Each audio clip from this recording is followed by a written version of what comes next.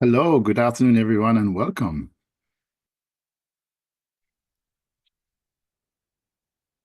We're happy to have you joining us for today's session on getting to know you. It's a GEPA review, and it's a pleasure to have you with us today.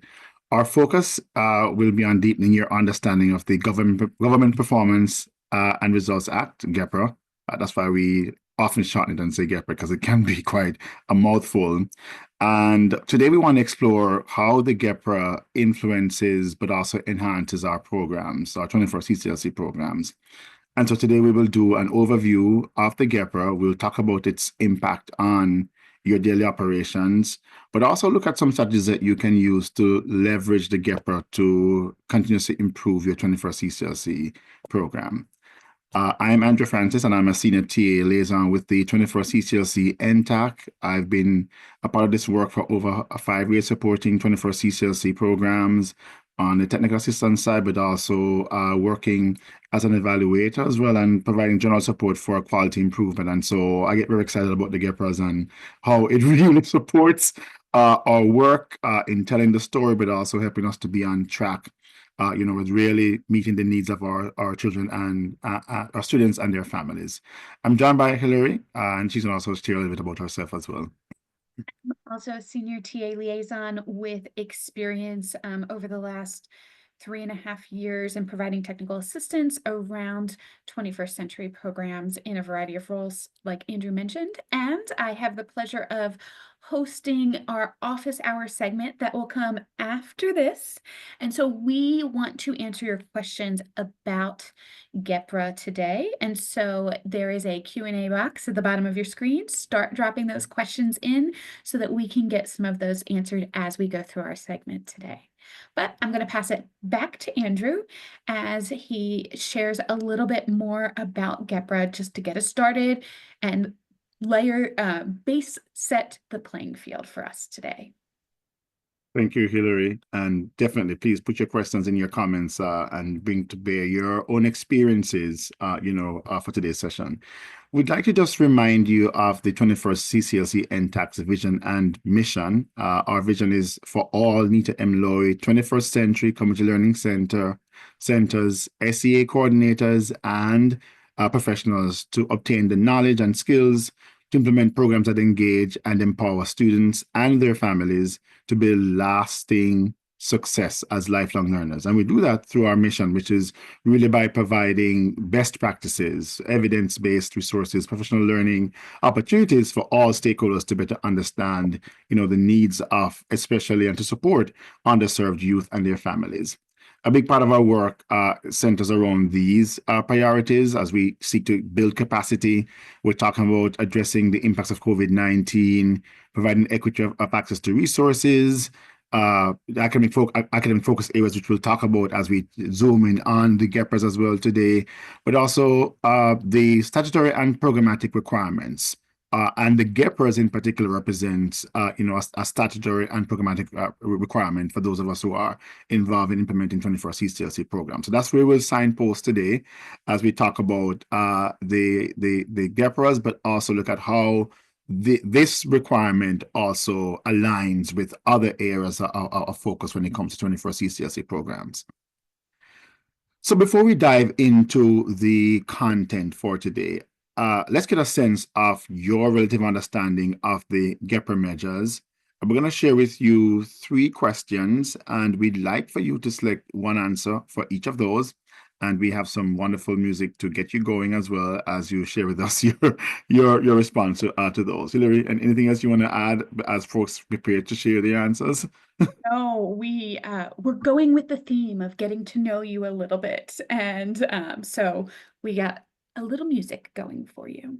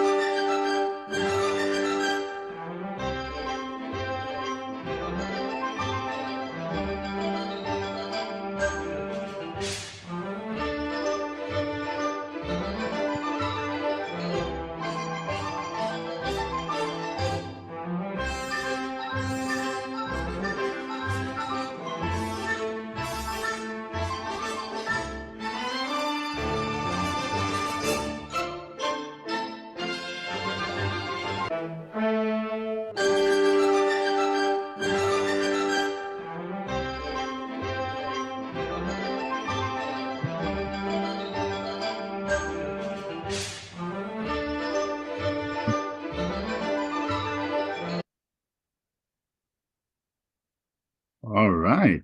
So I think we have more than 70% of you who have participated so far. So give a couple others a chance to do that. But in the meantime, whilst you're responding, question one, we asked, how familiar are you with the GEPRA measures? And we have 53% or about nine of those who are participating today, sharing that you are somewhat familiar. So you know the measures exist, but haven't delved deeply into their specifics. That's followed by about 24% of you who are sharing that you are very familiar. You understand the measures well and have used them in your programs reporting. But we do have anywhere about 24% when we put those together of persons who are saying they're either not familiar, not very familiar, or not at all familiar with the GEPRAs. Now, in terms of your level of comfort in implementing the GEPRA measures, again, we're seeing those who are somewhat comfortable. We have about 44% saying that they have a basic idea but might need more guidance, and this is a place to be. Followed closely by those who are not very comfortable, need more training and resources to feel ready. And when we look at those we have an equal split, equal percentage of persons who are saying they're very comfortable, means that they're confident in applying the measures to improve their program, but also same percent of people who are saying, I'm not at all comfortable. I'm not sure how to start using these measures in our program. And close related to that, we are also asked for you to share what is your current data collection process like. And we have 56% saying we have some data collection methods, but might need to refine them for GEPRA alignment. And we often hear that or see that as we interact with programs across the country. People are collecting some form of data, but is it in alignment with what the GEPRAs require? Followed closely by persons who are saying my program has a solid data collection process that can easily adapt to the GEPRA measures. So thank you so much for sharing your thoughts. Hillary, I like to pull in a little bit to give you a reflection on what we're seeing so far from the results. I think for those of you who are experts, this may not have a ton of new information for you today, but for those of you who are thinking about this in your program, in your context, who are not in that confident place that I know what is I'm being asked to report on, and then what to even do with that information once I've gathered it, this is the place and conversation for you today. So as you're listening to the information that's being shared, please be thinking about your questions, jump in. But that's why we're here today. That's why we're having those conversations, is to help support and give you resources around those topics. So. Yeah, it's important you mentioned Hillary because it really underscores the point that we're going to need a strong data collection process and procedures, right? Aligned with the GEPRAs, but also as we talk together today, think about how does the GEPRA impact my practices as a 21st CCLC program, right?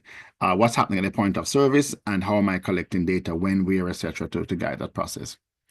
So with that understanding, let's just do an introduction to the GEPRAs. So the GEPRAs were enacted in 1993 and really stands for the government. We talk about GEPRAs. The Government Performance and Results Act, GEPRA, was a legislative effort designed to really reform federal program management, right? So before GEPRA, there was widespread concern about the inefficiency, but also the lack of accountability in federal programs. And so the GEPRA was introduced to address these issues, these concerns, right? And as the GEPRA was introduced, it was designed to do three main things. One, to promote a focus on results. So the act actually requires agencies to shift from being process oriented to being more results oriented, in their management processes. So what is often called in the development world as results-based management, right? Looking at the results and how does that guide, our operations and what we do and decisions that we make. Now, with that results-based management approach, the GEPRA also seeks to enhance accountability because the Act also holds agencies accountable for achieving program outcomes. So whatever targets have been set, whatever outcomes, have been agreed upon, the Act, has the relevant agencies, as we talk about that, look at whether, are we achieving those outcomes, right? And look at more deeply at what are the factors contributing or not to those outcomes being achieved. And so with that, it also seeks to improve congressional decision making, because the Act provides Congress with objective information and data on program performance. And I often, remind programs not to scare people, but to say, hey, the work that you do not only resonates locally with your students and families, but this also forms part of a bigger picture at the state, but also at the federal, at the national level, so that Congress can have the information it needs to make decisions on, on the performance of a program, but also how to continue to support that program as it impacts its beneficiaries, its students, its families. So the Government Performance and Results Act, GEPRA, really emphasizes accountability. It emphasizes informed decision making, but also improved management of federally funded programs. And so, as a 21st CCLC grantee, the Act informs what programs across the nation are working towards, right? But also, what are you reporting on? Bringing some commonality there, some similarity there as well. Now, for 21st C programs, the Government Performance and Results Act was updated by the Department of Education in 2020, right? And so these measures, as some of us may be aware, based on the poll we took earlier on, includes academic growth in reading, language arts, and math for grades 4 to 8. And really what is being tracked there are improvements on state assessments, demonstrated effectiveness in building core academic skills, right?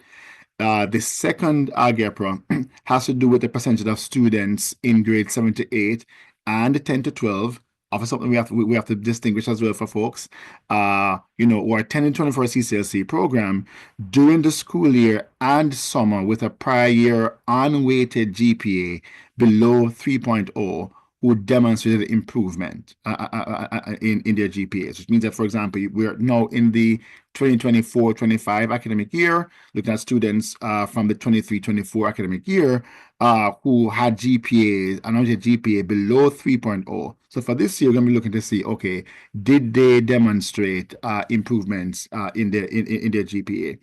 And this really underscores the program's effectiveness in supporting higher academic achievement for those students who are participating in the program. The third GEPRA has to do with increased attendance for students with low prior year attendance. And this is for students from grades 1 to 12, right? And it's really about reporting attendance improvement and how that shows whether the program has influenced student engagement, but also the readiness to learn. And this often is a no-brainer for us, because for many programs, students want to be in school because they want to come to the after-school program as well. They want to come to the 21st CCLC program. Often, right? I'm sure there are probably some differences there in the data that's available. But the improvements in attendance shows that students are engaged, they're ready to learn, and they want to be a part of the school year, but also part of the 21st CCLC program. Now, on the behavior side, there's also a GEPRA number 4 that talks about reduction in school suspensions, again for students in grades 1 to 12. And here, programs are required to document decreases in disciplinary actions. That really reflects that the program is playing a role in fostering positive student behavior, right? The last one, number 5, enhanced teacher-reported engagement in learning for students in grades 1 to 5 only. And that one has to do with measuring growth in how students engage with their learning task, and how that provides some insight into the effectiveness of the program beyond just test scores. So day to day, in terms of how students are being assigned as they're completing tasks, in their classroom, their teachers are asked to comment on, did the student demonstrate any improvements in any improvements in engagement in learning, as the program would have impacted them, as they're going through their daily school experiences. Now, as we capture and report progress in these areas, a 21st CCLC program is able to demonstrate accountability to federal priorities, right? This is what we've established as being priorities that are very important to us at the national level. But it also provides the data that supports congressional decision making and also help us in making decisions about how to improve our programs, but also federally, how do we improve educational outcomes? And this all happens, as we adhere to the underlying objectives of the 21st CCLC programs, supporting academic enrichment, supporting family engagement, supporting, optimal student engagement experiences for those who are participating in the program. Now, for many, this is what makes 21st CCSE programs so different from other programs. If you have had an opportunity like I have to work in other OST programs, sometimes to be honest, it can be just about creating a safe space for students, after school while parents are working, or providing childcare, right? And these things are important, but 21st CCSE programs are set apart because we're also about supporting students in their academic and their personal journeys. And the Government Performance Reporting Act helps us to really see how are we providing those high levels of support for them to grow academically and personally. So with that reflection, we'd like for you to take a quick poll, right? And we'd like for you to rank for us which of these you find to be the hardest, when it comes to collecting data. Is it academic growth in state math or ELA assessments, or is it about improved GPAs? Is it increased attendance or reduction in suspensions, or is it engagement in enhanced engagement in learning? Which of these have you found to be most difficult to collect? Give her the hardest time collecting this particular data set. And feel free to put in the chat, why? What has been your challenge in collecting that piece of data or data on that particular focus area? And we'll just comment. 1 is most difficult or hardest. 5 is easiest, least difficult.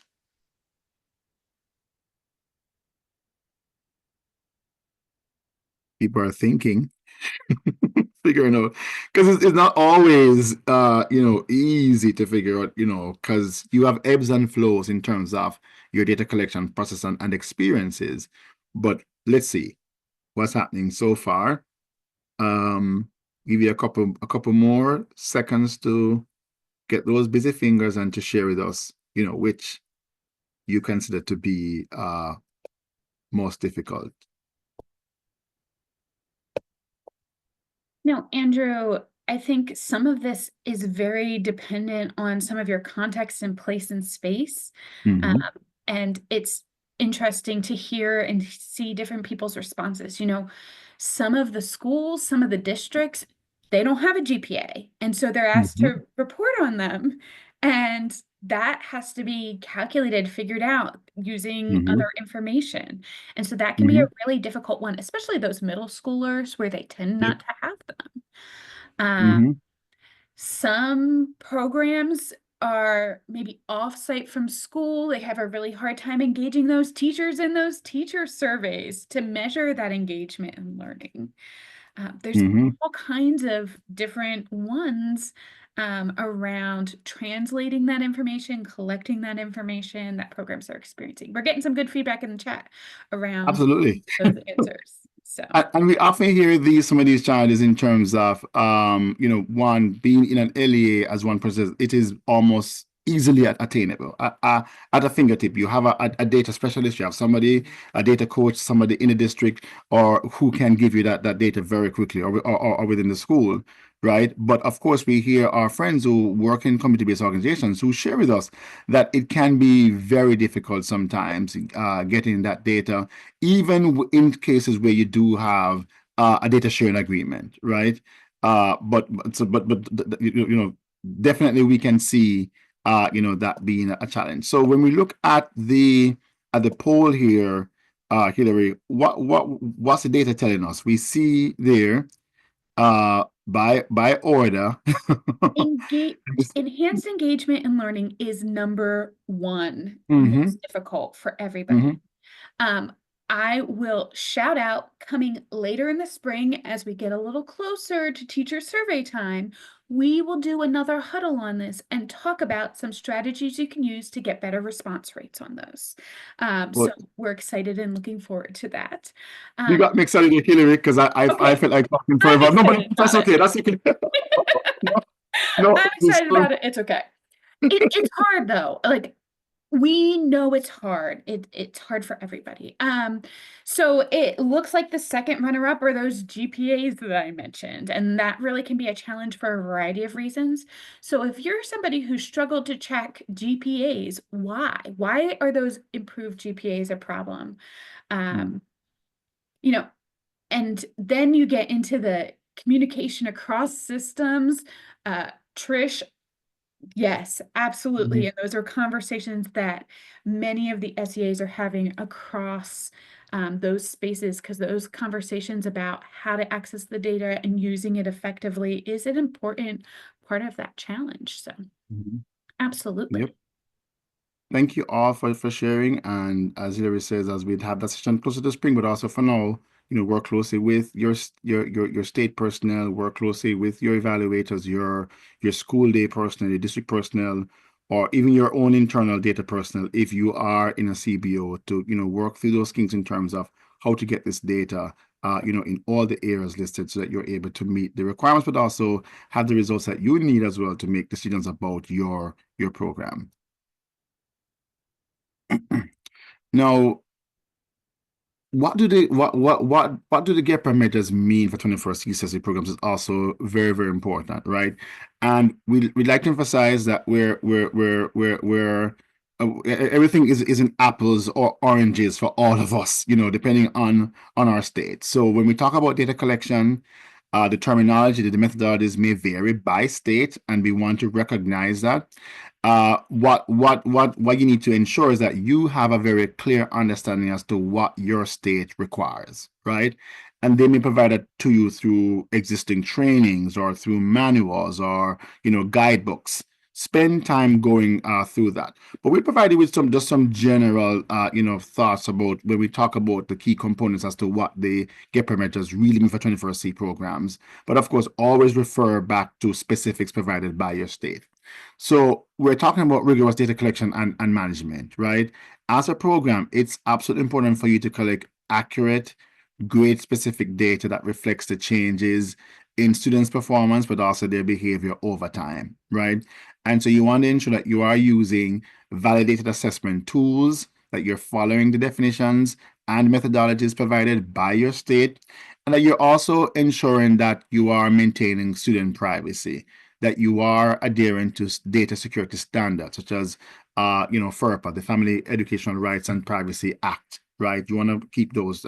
And many states also provide you with templates as to, some steps you can follow to secure your data, So you want to uphold that to the utmost. We want to also be consistent and accurate in reporting 21 APR data, the 21 Annual Performance Report, right? Which many of you know, some of you know, there are two windows. Window one that looks more so at participation data and looks at your attendance or activities. And then as we get more towards window two, which that window is coming very closely for programs I've heard before in early March, you're looking at certain outcomes, the GEPRAs, right? At the core of that, right?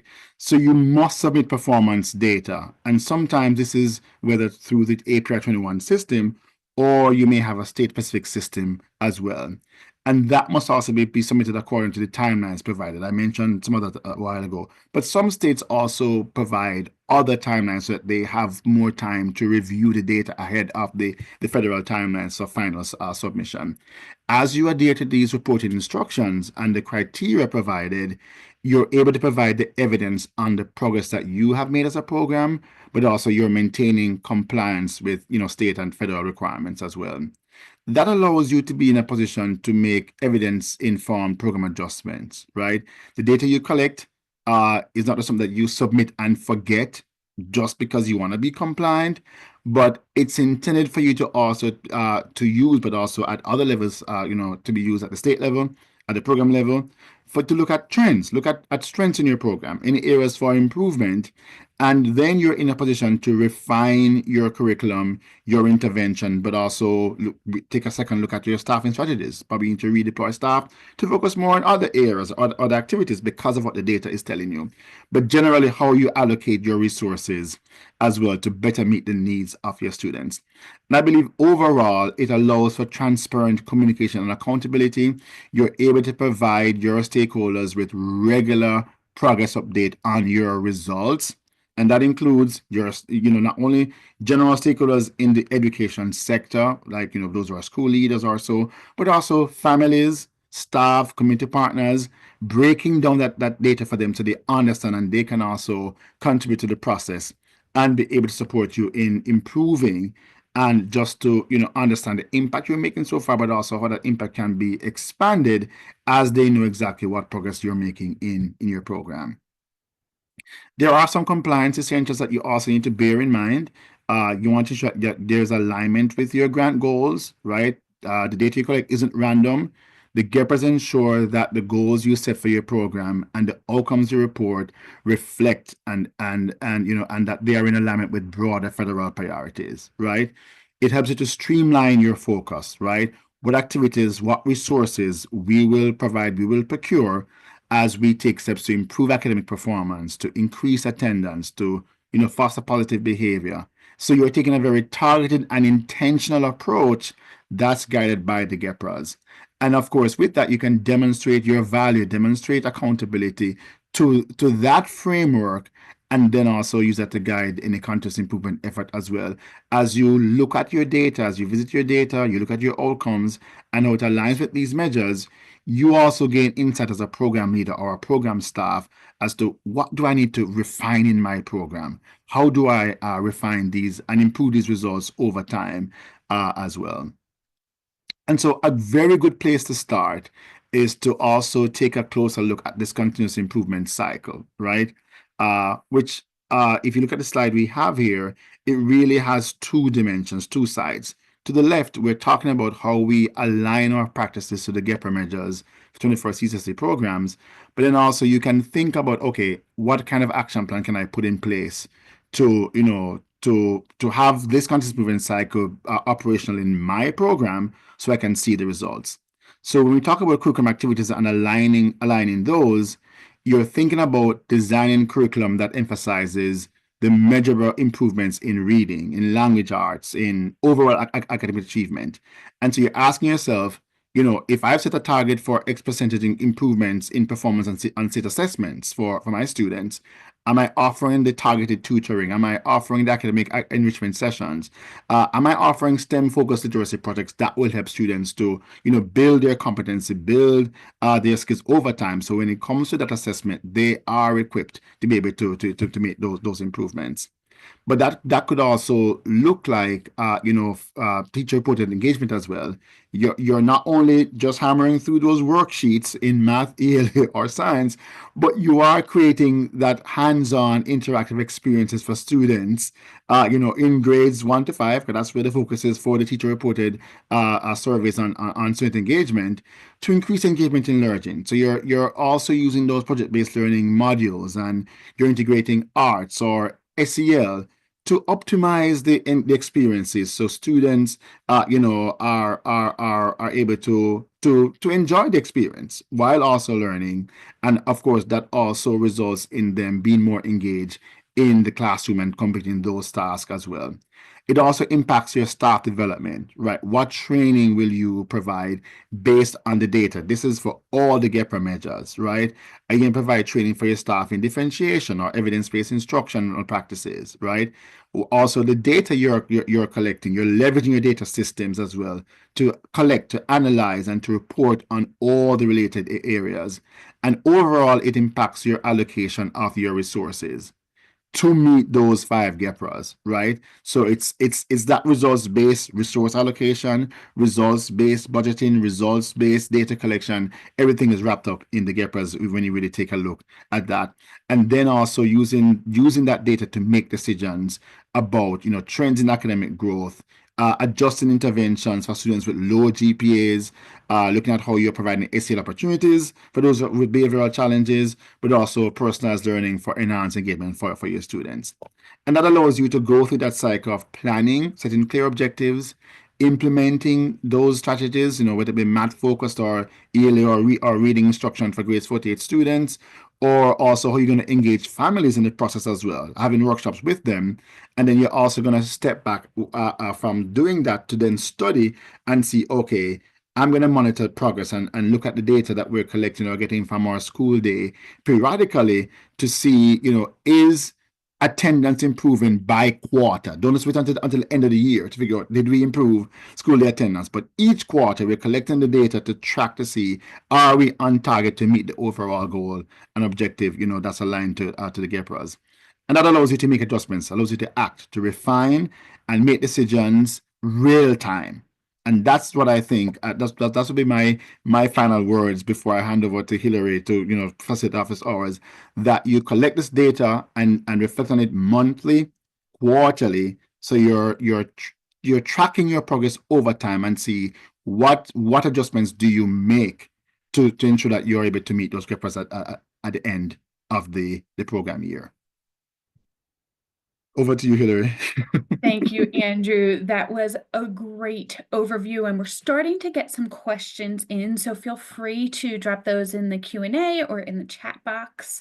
And Andrew, as well as some others from our team, are available to answer some of these questions coming up. But before we do, we need to do our own measurement and data tracking, and so we want you to take a second, answer this feedback form, let us know what has been helpful information, what hasn't, as we think about this, as we think about some of these upcoming huddles. Real quick, just take a moment and answer that for us about kind of what this has looked like for you, but don't go anywhere because the second part is coming. So while all of you work on that, we are just going to do a quick introduction for the office hours. If you haven't been part of this before, we're going to start with some of the questions that were asked during the huddle. If you have additional questions, you can post them in the chat box. You can post them in the Q&A box, and then we will work our way around our team to answer them. If you have any details that you'd like to share, you can also raise your hand and we can call on you, pull you in so that we can get some of your questions answered, your resources met. And then we also are going to link some resources in the chat for you, including Andrew is going to pull a link to the GEPRA measures themselves for those of you that ask, because we did get asked that a few times. So Andrew will get that for us and drop that in the chat. But as we do that, I do want to start with this first question. And so the first question came from Kendra and asks, so will you use GPA, this is specifically about GPA, at the end of the first quarter and compare it with GPA at the end of the third or the fourth quarter? So would someone on our team like to just clarify a little bit about what's being measured regarding GPA? So I'd start by saying that really the GEPA requires, it's a year on year, so it's prior year and current year GEPA, GPA, I beg your pardon, that's being measured. But I think it's in good faith that a program could where it's available or you have the means to calculate that you could be tracking GPA on a quarterly basis as well to see to what extent are you on target for students who are in that particular focus group, those with GPAs below 3.0, or do you have stragglers, or are you exceeding that target? That allows for you to use that data to intentionally work with those students, work with probably teachers in the school day as well to see what else could you do within your program, to essentially ensure that probably the next quarter or so there will be some improvements, and ultimately you're going to be on track to meet that that target at the end of the program year as well when we compare the current year with the prior year GPA. So just to, I don't make it clear that for the 21 APR gap reporting purposes, it's gonna be so Kendra, taking for example this year. So for you would take the GPA for 23, 20, 23, 20, 23, 24, right? And then at the end of the year, with that's what you call your baseline, right? And then now the actual GPA for 24, 25 would be what would be compared to see if there's any improvement for students who had GPAs below 3.0. But for your internal data tracking, I'm saying you could use that, but that's not, you can report the quarterly GPA, as part of your 21 APR or your GEPA reports.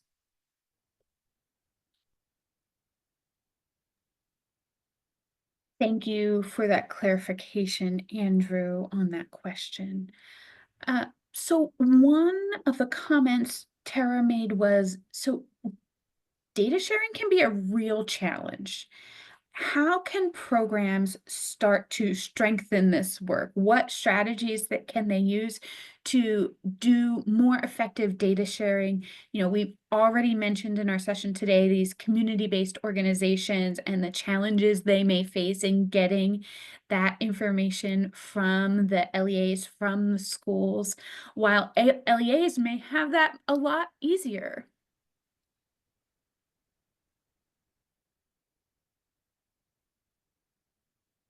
Did I take that one as well? So just to be clear, Hillary, the question is pertaining to some challenges with getting data when you are in an LEA as opposed to a CBO. Is that the case? Just how can we strengthen these data sharing practices that need to happen as part of this work? Okay. So I'll give a couple ideas, and that I'm sure other team members can also add.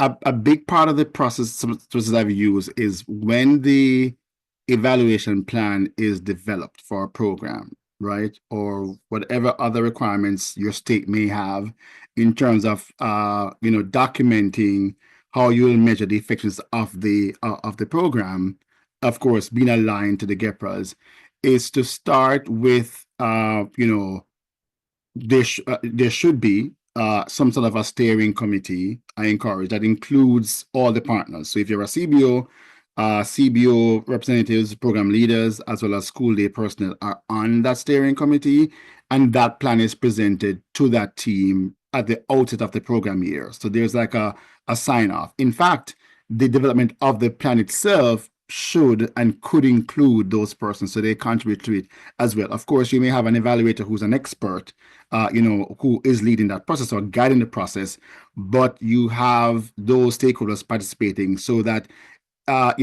measuring, getting the data for the GEPRAs becomes everybody's business, not just the program director or the site coordinator and your evaluator. Now, once there's that large support, as one person is saying also, it's included in your MOU or MOA between the CBO and the LEA. You also, provide updates to that steering committee periodically. That could also be a part of that agreement, as Cindy's sharing, that we will meet twice for the year and we will share the data that we've collected, so that the LEA also sees, and the CBO, everybody sees that, listen, it's a partnership that can, turn that needle upward for our students as we work together. But that's only possible as much as we have the evidence to show what impact we're having, how are we meeting those GEPRAs or not, and then what shifts do we make in programming or as part of our continuous improvement process, to get the kind of results that we're looking for. So I'd say one, the MOU, MOA, as Cindy mentioned, but also that steering committee, that provides input as for stakeholders input into the evaluation plan. And then as the plan has been implemented and as reports are prepared and ready, that's also shared with the LEA.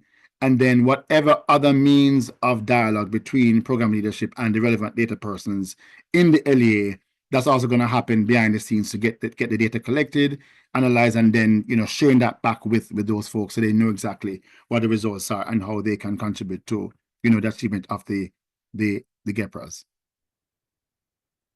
If anybody else wants to add, but those are some steps, some strategies that I've seen used and I've used as well to overcome some of those challenges.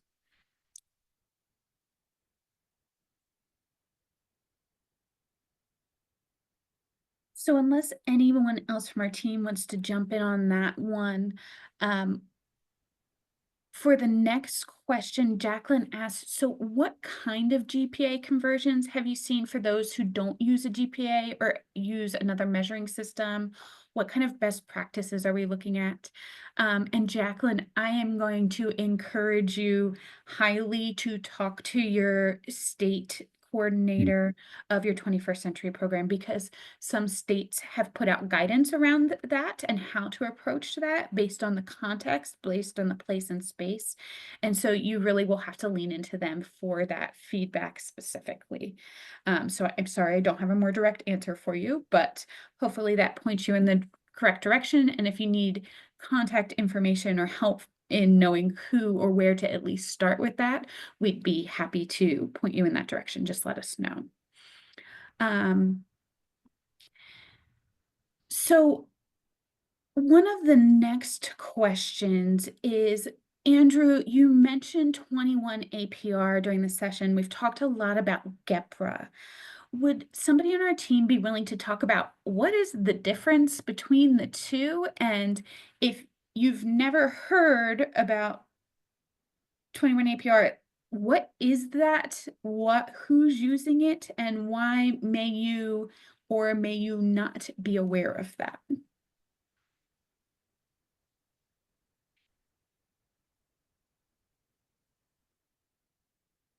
All right. Any takers? All right. So as we mentioned before, the GEPRA is the act, is the Government Performance Reporting Act. It's a framework for agencies to report, and to ensure accountability, and to ensure that there's accountability for outcomes.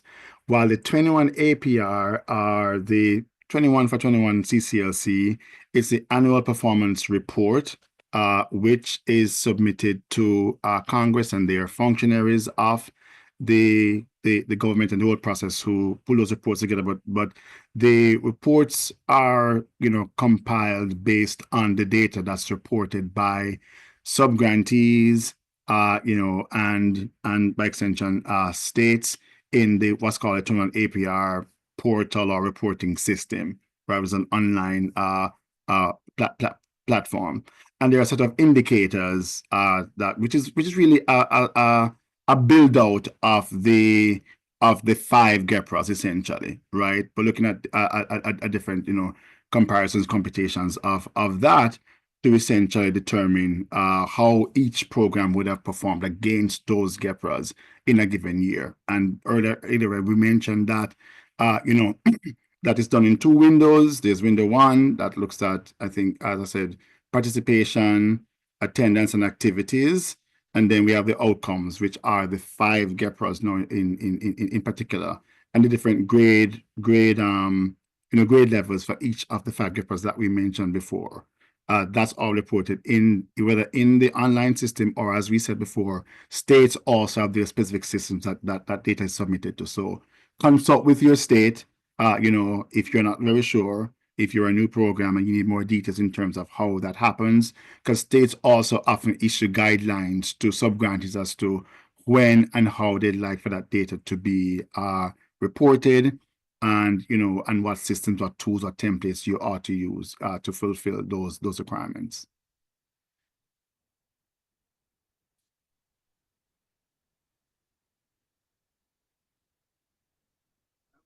Super thorough, Andrew. I just want to add that, like, from a bird's eye level, the way that I like to think about it is like 21 APR that collects the data, but GEPRA is what defines what success looks like, particularly at the federal level. Like that's just the cut and dry, plain and simple way that I think about it. But those details were amazing. Let's see. Absolutely.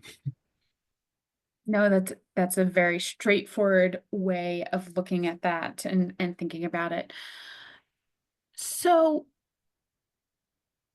we had a couple of comments around how do we make sure that our data collection is accurate, is usable, is efficient. And let's start by thinking at the program level. So as LEAs, as CBOs, How do program leaders make sure that their information, their data is being collected in ways that are accurate, efficient, and meaningful?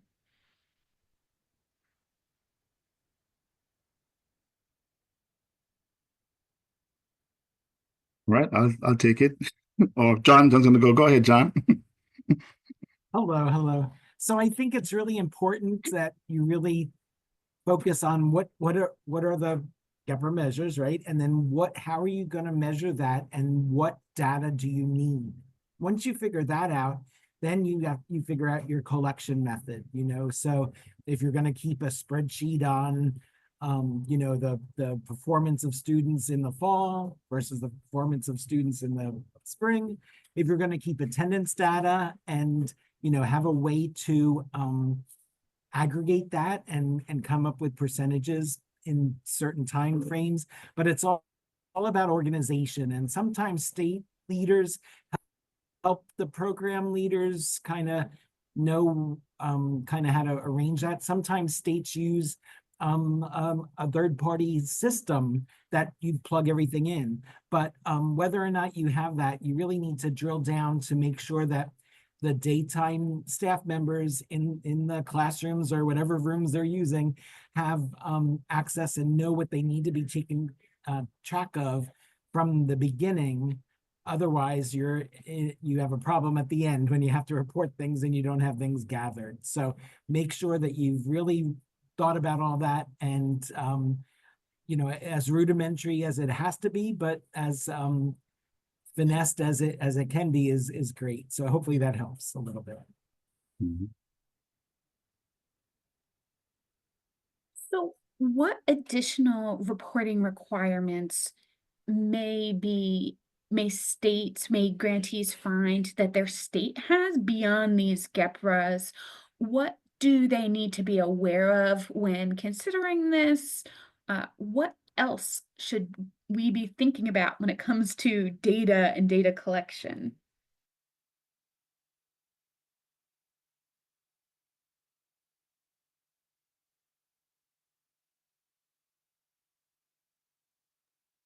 So states often are engaged in between what I like to call between the APR reporting periods, also doing their own data collection as part of their monitoring as well, right? To see how programs are performing. For some programs that may look like, in fact, it actually helps programs, I think, to be collecting data at the point of service periodically rather than waiting until the last moment. So if you look, for example, at, say, program attendance data, some states may require programs to submit that data monthly at a particular time of the month, maybe whether it's the 5th of the month or the 10th of the month, just for example, and there are systems in place for that. Other state, and they may other data collection as well, like that, not just attendance, but also on activities. Other states may have some sort of a quarterly checkpoint in terms of, submitting that data, whether it's attendance data, activities data, also enrollment data. Some states are trying to compare, how many students would have been enrolled in the program in a given month, and then how many actually attended, and then how that manifests or changes over a quarter. September, October, November as well, but also activities. Some states may drill a little deeper into wanting to understand to what extent did the program provide yearly or math activities in a given month, right? And of course that trumps right up to the GEPRA, the first one on academic achievement, and also what strategies or what curricula, what kind of interventions were implemented, and for how many hours was that done, which all comes back to the GEPRA's and the APRA report.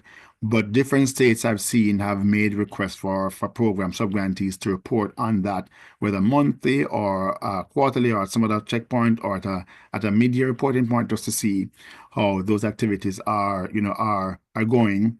Other states may actually have some sort of like an implementation survey that they require subgrantees to complete to provide some data on, the operations of the program, and to also to determine for themselves, what were some of the strengths, some of the accomplishments, some of the challenges as well that they can also use to improve the program technically, but also to improve the operations of the program and the assistance for data collection. So those are some things that come to mind here when I think about what I've seen some states may require of the subgrantees where data collection and reporting is concerned.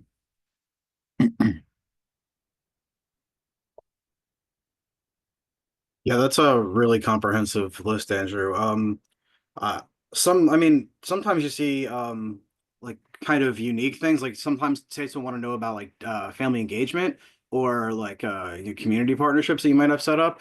Often I see states that want to see that what you're doing is aligning to the state academic standards that they have. So being able to tie that directly to, whatever the state academic standards are, that's another common thing that I see.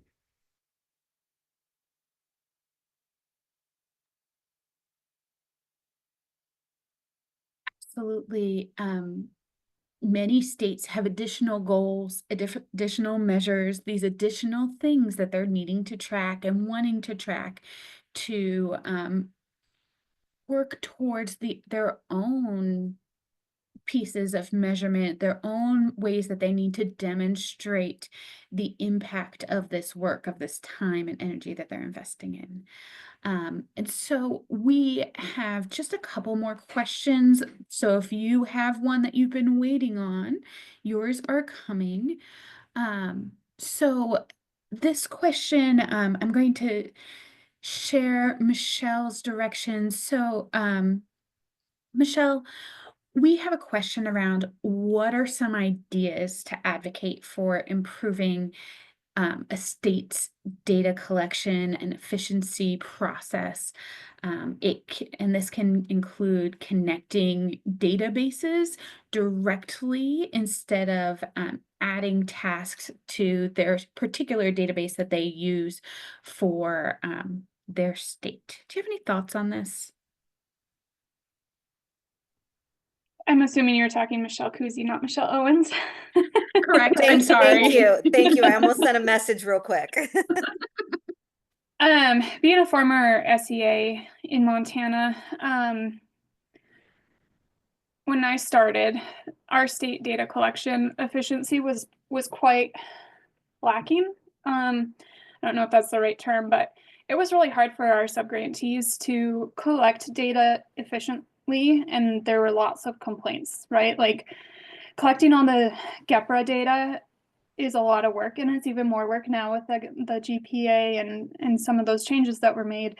And so one thing that we did here in the state of Montana was we implemented a data collection system that helped quite a bit ease that burden. So programs were taking real-time attendance and being able to track their activities. And I think that played a huge piece in taking some of the burden off of them. Now, I know not every single state has a data collection system, or sometimes that data collection system is cumbersome. But I think working internally as a subgrantee and the leadership within that site, understanding, okay, like this is what we need to do. Let's work through our processes at our site on how we can make this more efficient for us. Really, the state is going to drive what data you need to collect, and then it's your responsibility as a subgrantee to think through all of those different pieces and come up with a plan that works the best for you, because every subgrantee is going to be different within the state. Like in Montana, we have very, very rural programs that have one person operating the program. And then we have others that are in a larger city and they have 15 people operating their program. And so it's going to look different at every grantee level. So I think it's really important just to sit down and think through, here's what we need to do. Is there a database that will help us do that? Can we work it into our budget? Or do we already have a process in place? We just need a tweak to make it work a little bit better. I think, Michelle, one of the most practical things that I've seen is programs that, and I'm thinking of a specific program where they have said, this is the one place we're going to collect all of our data in one central location, and then build out means and mechanisms for the separate reports and the separate places. And I think that can be a really helpful process to do. And it takes time because it takes looking at everything you might have to submit during an entire year and identifying those things and then tracking those things, even if you don't need them every day, week, month, year. But that I have seen be very helpful for programs. I will say that I had the opportunity this past summer to sit in a conversation among SEAs who were talking about this. And so I would encourage you, if you're a program person, your SEAs are talking about this and they want to make it better. You know, Michelle shared some of her own journey, and so don't be discouraged, and know that they have work and want to do work around that as well.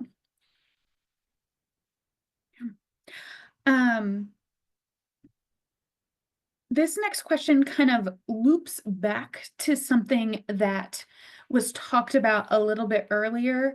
And the question was, why are specific grades called out to track GPA progress?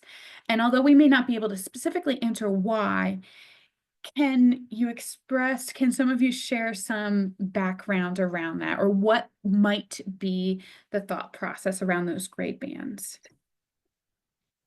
I can try. From my understanding, being in meetings with the U.S. Department of Education when all of these changes were rolled out, is that the grade bands, I believe 9th grade is the grade that is skipped. And the explanation that we received, because this was a question all of us SEAs had, was like, why are these grade bands the way that they are? It doesn't make sense. Is that they wanted to give those 9th grade students almost like a leap year or like a break, because the transition from middle school to high school they thought would impact those GPAs.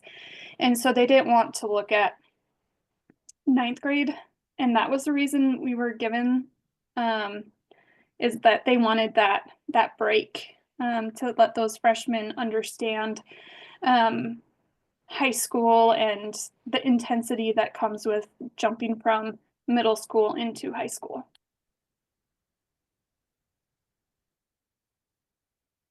That's helpful, Michelle, and just giving a little context for that. Emily says, comparing middle school to high school is comparing apples to spaceships. I like that. That makes a lot of sense and resounds. So I think, unless anybody else has burning questions, we're pretty close to the end of our segment for today. And I will say we've heard some things, right? We've heard the GEPRA measures are measures that programs across the country are looking at to say, hey, nation, 21st CCLC programming works. And it works to do things beyond what other out of school time contexts do, right? This work is intentional, it's more. And so sometimes our programs do struggle with the reporting requirements for 21st CCLC programs, but we're on a journey to say we're making a difference in academics, in engagement and learning, in attendance, in all of these different areas for our young people. And that's important work. And when we collect data, yes, reporting is a huge part of it. And collecting all of that data is about making positive change for our programs. So if we just collect the data, submit the reports, and not touch it again, don't look at it, don't think about it, we're skipping the most important part of this work, right? We're skipping the part where we use that information to improve our programs, to improve our processes, and to make a difference in the lives of our young people, because that's what it's supposed to be about. And so don't forget that, as much as the data collection is an important part of the process. And so plan good data collection strategies, Andrew talked about MOUs. We talked about having plans around looking at all of the data that you needed to collect, right? We talked about making this progress. And so be intentional in that work, and come back when we talk about that engagement part and the way we measure it through surveys. But in the last little bit of time that we have here, we're going to pop up another poll. What did you learn? What did you get from this office hours, from hanging around and getting your questions answered? And we really do hope that you got some of your questions answered, that you got information that's useful, that's meaningful. But please let us know. Please let us know if there's things that we can do to make these segments better. Feel free to drop them in the chat to make them more meaningful or more impactful for your time. I also encourage you, if you want to make sure that you're getting the newest information from the NTAC, follow us on social media or get our newsletter. It is just once a month, and you will get updates about those upcoming sessions. You will get information about what's going on. And if there's a conversation that you want to have, that you want to talk more about data collection, about these processes, maybe about what it could look like in your state, we have launched in the month of January our Knowledge Network, and you can start a conversation there and talk to other program leaders. You can talk to other state leaders around these topics if there's things that you're wrestling with, that you're thinking about. It's a great place to engage in that. And so we'd encourage you to sign up if you haven't already, and you can do that on our website. I'll pop it up for you. You can sign in. I'm already has signed into my own accounts, but click on the professional learning portal and explore that knowledge network along with our learning management system. There are a lot of resources there that you can use as you're looking at your data, right? As you're looking to do quality program improvement in this process. And so thank you for spending this time with us today, for jumping in. Visit 21stcclcntech.org. Let us know what other questions you have. And thank you for taking the time to be with us today.